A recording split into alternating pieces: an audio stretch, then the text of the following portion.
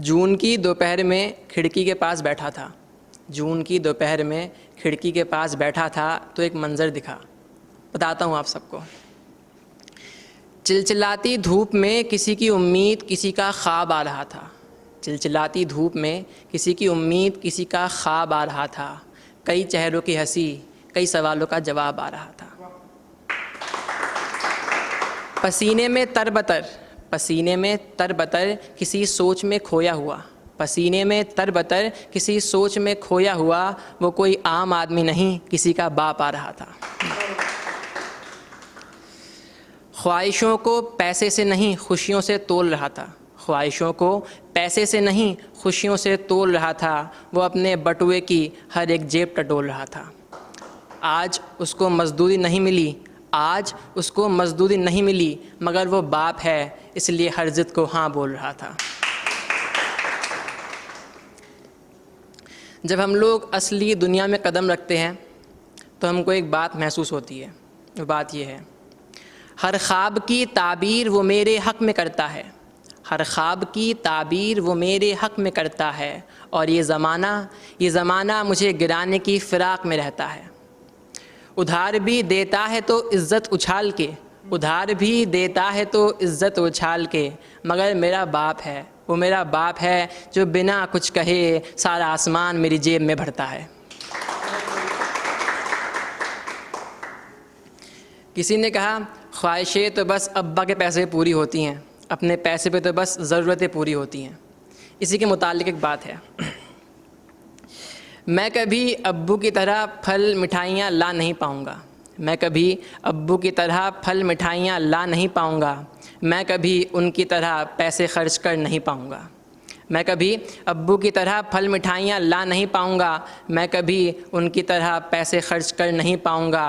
आम, लीची, मिठाइयों की चाहत तो ज़िंदगी भर रखूँगा। आम, लीची, मिठाइयों की चाहत तो ज़िंदगी भर रखूँगा, मगर कभी अब्बू की तरह फ्रिज नहीं भर पाऊँगा। रोज़ सुबह 3 लोग उठते हैं, सुबह जल्दी 3 लोग उठते हैं। एक माँ, मेहनत और मज़दूरी, या फिर कह दें माँ और बाप। तो इसी की बात है, वो रात में भी काम करे इसमें उसकी क्या ख़ता है। वो रात में भी काम करे इसमें उसकी क्या ख़ता है। मुझे नहीं लगता उसे रात और दिन में फ़र्क पता है। उनको मेरी क्लास मेरा जन्मदिन याद नहीं रहता। उनको मेरी क्लास मेरा जन्मदिन याद नहीं रहता, मगर उन्होंने मेरी ज़िंदगी में हर लम्हा में सिर्फ़ मेरी आँखों से पढ़ा है। अब एक ऐसा दौर आता है सबकी ज़िंदगी में, स्पेशल लड़के जो होते हैं, वो है जवानी और बाप। अगर अलग सा गैप बन जाता है वो, तो उसके बारे में बात है ये।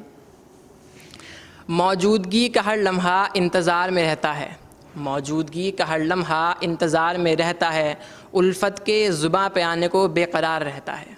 मौजूदगी का हर लम्हा इंतज़ार में रहता है, उल्फत के ज़ुबां पे आने को बेकरार रहता है।